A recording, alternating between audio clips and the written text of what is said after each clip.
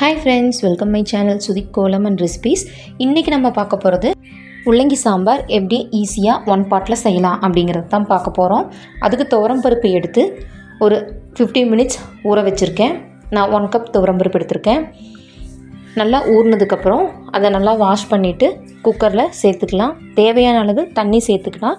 கூடவே மஞ்சள் தூள் 1/2 டீஸ்பூன் சேர்த்துக்கலாம். நான் மீடியம் சைஸ் தக்காளி 4 எடுத்து வச்சுருக்கேன்.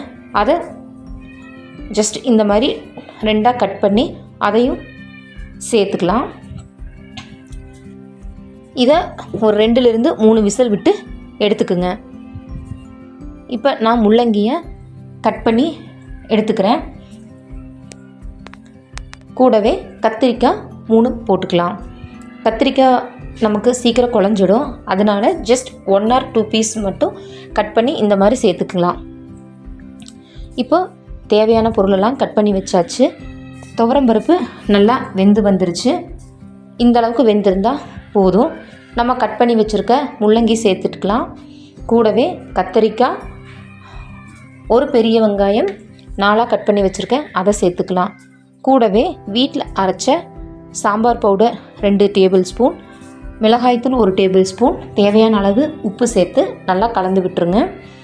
ஒரு சின்ன நெல்லிக்காய் அளவு புளி கரைச்சி வச்ச தண்ணியை சேர்த்துக்கிறேன். கூடவே உங்களுக்கு தேவையான அளவு தண்ணி சேர்த்துட்டு 1 விசில் இல்லைன்னா 2 விசில் விட்டு எடுத்துக்கலாம். அடுத்ததாக தேங்காய் 4 பல், ஜீரகம் 1 டேபிள் ஸ்பூன், 4 பல் பூண்டு, இதை நல்லா கொரப்பாக அரைச்சி எடுத்து வச்சுக்கோங்க. பாருங்கள், 2 விசில் வந்துடுச்சு. காய் பாடுங்க, நமக்கு குக்கரில் வச்சா ரொம்ப குழஞ்சிரும்னு நினைப்போம். அதனால் 1 விசில் இல்லைன்னா 2 விசில் மட்டும் வச்சு எடுத்துக்கோங்க. கரெக்டான பதத்தில் காய் வெந்து வந்துடும். லாஸ்ட்டாக ஒரு தாளிப்பு கொடுத்துக்கலாம். எண்ணெய் கொஞ்சம் சேர்த்துட்டு அதில் ஜீரகம், பெரிய வெங்காயம் 1, கருவேப்பிலை, நம்ம அரைச்சி வச்ச அந்த தேங்காய் சேர்த்து நல்லா மிக்ஸ் பண்ணி விடுங்க. ஒரு சில பேர் தேங்காவை குழம்புக்குள்ளேயே அரைச்சி ஊற்றுவாங்க. பட் இந்த மாதிரி ஃபைனல் தாளிப்பாக நம்ம கொடுக்கும்போது குழம்புக்கு நல்ல தேங்காய் அந்த எண்ணெயில் வதங்கின ஸ்மெல்லோட நமக்கு நல்லா டேஸ்ட் கொடுக்கும். இப்போ நம்ம சூப்பரான 1 பாட் முள்ளங்கி சாம்பார் ரெடி ஆயிடுச்சு. இது இட்லி, தோசை, சூடான சாதத்துக்கு சூப்பராக இருக்கும்.